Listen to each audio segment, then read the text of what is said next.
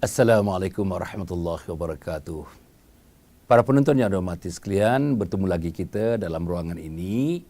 Kali ini saya ingin mempersembahkan lagi hal mengenai ilmu ini, tetapi tajuknya pergi kepada keistimewaan penuntut-penuntut ilmu. Kalau tuan-tuan penuntut ilmu, istimewalah tuan-tuan di sisi Allah Subhanahu Wa Taala. Kalau tuan-tuan pencari-pencari ilmu, istimewalah tuan-tuan di sisi Allah Subhanahu Wa Taala. Kalau tuan-tuan selalu menatang kitab di depan ustaz-ustaz, di depan orang-orang alim, di depan imam, di depan Bilal, maka Allah Subhanahu Wa Taala meletakkan tuan-tuan dalam satu darjat yang istimewa dibandingkan dengan manusia-manusia lain yang tidak mementingkan ilmu dalam kehidupan mereka. Saya nak mulakan dengan membaca sepotong ayat Al-Quran daripada surah Al-Muhammad ayat ke-19. Bismillahirrahmanirrahim. Fa'lam annahu la ilaha illallah wastaghfir li dhanbik walil mu'minina wal mu'minat wallahu ya'lamu mutaqallabakum wa mathwaakum.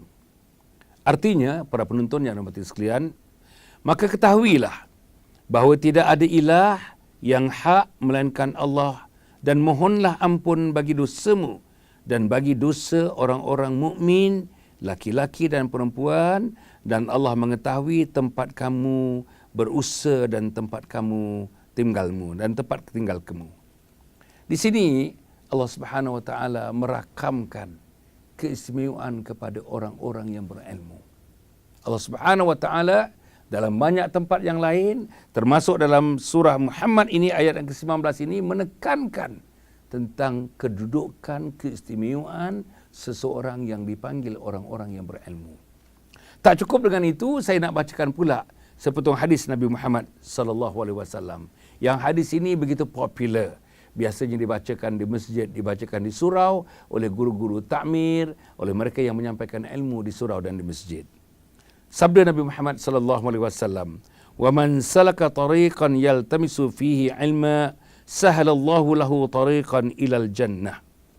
Artinya, siapa menempuh jalan mencari ilmu, maka Allah akan mudahkan baginya jalan menuju syurga.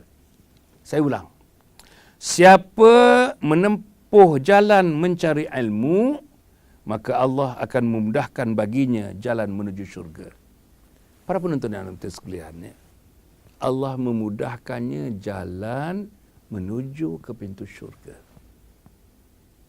Siapa di antara para penonton, laki-laki dan perempuan, ibu-ibu dan ayah-ayah yang berada di hadapan saya, yang tidak mengimpikan untuk masuk syurga, yang tidak mengharapkan untuk ke syurga, yang tidak rindukan syurga, yang hatinya tidak terpaut kepada syurga?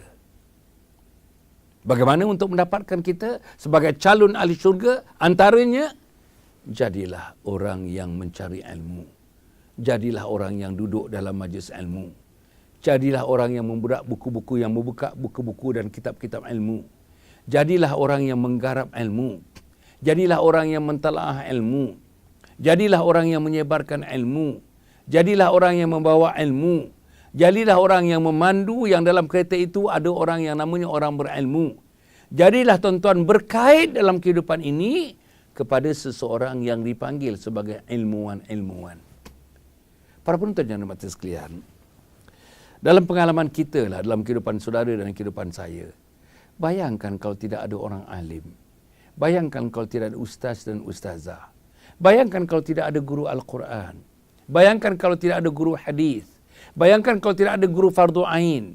Bayangkan kalau tidak ada orang yang membacakan kitab-kitab tauhid, kitab-kitab fiqh, usul fiqh, usuluddin, kitab bahasa Arab, kitab tajwid, berbagai-bagainya.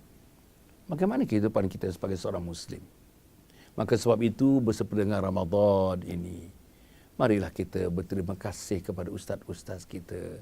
Berterima kasih kepada guru-guru kita. Ziarahlah mereka. Bawa sikit juadah kepada mereka. Ucapkan terima kasih kepada mereka. Hargai mereka. Ajarkan kepada anak-anak kita. Jangan hanya hormat manusia-manusia hartawan. Jangan hanya hormat manusia-manusia bangsawan. Jangan hanya menghormat manusia-manusia yang disebut sebagai manusia-manusia yang mempunyai berbagai title-title dalam hidup mereka. Jangan hormati hanya manusia-manusia yang lingkungannya adalah lingkungan orang-orang yang bermewah-mewah dalam hidup. Carilah orang yang berilmu. Sebab yang disebut dalam hadis tadi, orang berilmu ini membawa kita ke jalan syurga. Dengan ilmu, membawa kita langkah-langkah kita menuju pintu syurga Allah Subhanahu Wa Taala. Bersempena Ramadan ini, para penonton yang hormati sekalian, kalau saya boleh cadangkan, pertama, di awal-awal Ramadan ini, azam bahawa puasa ini aku nak bekalkan bersama dengan ilmu. Bahawa berbuka ini aku nak bekalkan bersama dengan ilmu. Bahawa berterawih ini aku nak bekalkan bersama dengan ilmu. Bahawa bertadarus ini aku nak bekalkan bersama dengan ilmu. Bahawa bersahur ini aku nak bekalkan bersama dengan ilmu. Bahawa bertahajud ini aku nak bekalkan bersama dengan ilmu. Bahawa bersubuh ini aku nak bekalkan bersama dengan ilmu. Bahawa tazkirah yang diberikan oleh ustaz itu aku nak duduk di depan kerana aku nak mendapatkan manfaat yang terbaik daripada ilmu yang disampaikan oleh guru-guru di masjid dan di surau dalam bulan Ramadan dan juga di bukan bulan Ramadan ini. Kalau boleh, tuan-tuan laksanakan bukan hanya untuk melepaskan diri seorang, laksanakan bersama keluarga, bersama dengan anak isteri, bersama dengan jiran tetangga, bersama dengan sahabat sekerja atau sahabat bersama dalam lingkungan kehidupan kita yang lainnya, dan akhirnya bersama dengan barisan umat Muhammad sallallahu alaihi wasallam. Kalau ini dapat dilakukan, umat Islam semuanya berilmu. Ayah-ayah semuanya berilmu, mak-mak semuanya berilmu, anak laki-laki semuanya berilmu, anak perempuan semuanya berilmu. Bayang, keempat-empat sektor masyarakat, sektor unit-unit keluarga tadi berjalan serentak menuju di mana tuan-tuan dan puan-puan? Menuju ke pintu syurga Allah Subhanahu Wa Taala. Cukup setakat itu. Mudah-mudahan ada baiknya pada saya, ada baiknya pada tuan-tuan dan puan-puan. Aku qauli hadza wa astaghfirullahalazim li wa lakum. Wassalamualaikum warahmatullahi wabarakatuh.